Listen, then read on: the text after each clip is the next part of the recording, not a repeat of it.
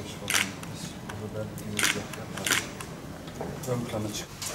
Merhabalar. Merhabalar hocam, hoş geldiniz. Hoş bulduk. Geçmiş olsun. Sağ olun, teşekkür ederim. Nasılsın Aydın? Teşekkür ederim hocam, siz nasılsınız? Teşekkürler. Var mı şikayetiniz? Herhangi bir şikayetiniz yok.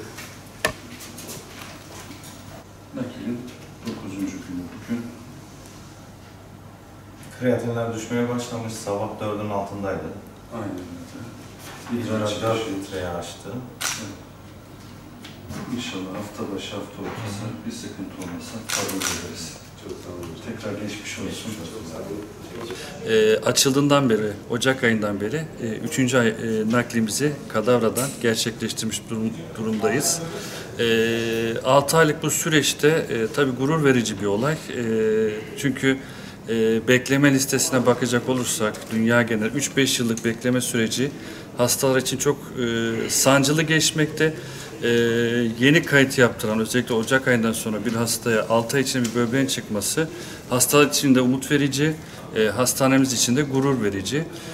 Bu süreçte tabii ki özellikle çalışan personel açısından cerrahımız, nefrolog arkadaşlar, sağlık personelimiz ve tüm ekip olarak da herkese katkılarından dolayı teşekkür ediyorum. 10 yıldır böbrek yetmezliğiyle uğraşıyoruz. Bunun 6 senesi böbrek yetmezliğiyle, 4 senesi de diyalizle geçti. Kaydım başka bir hastanedeydi. Ondan sonra burasının nakil işlemleri yapıldığını duydum. Geldim buraya başvurdum.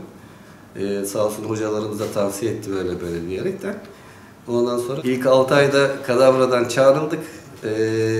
Döner uymadığı için başka yere gitti ama ikinci Kadavra'da ilk 6 ay içerisinde de naklimiz olduk.